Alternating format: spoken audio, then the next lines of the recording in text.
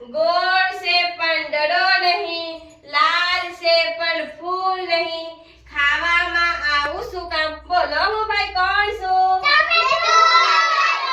ટામેટું.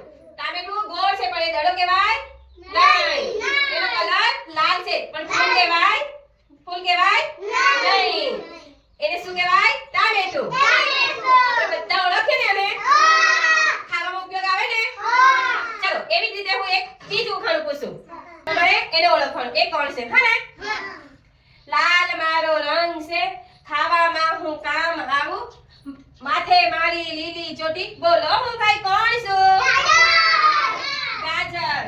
જો આનો રંગ કેવો છે? લાલ. એના માથે શું છે?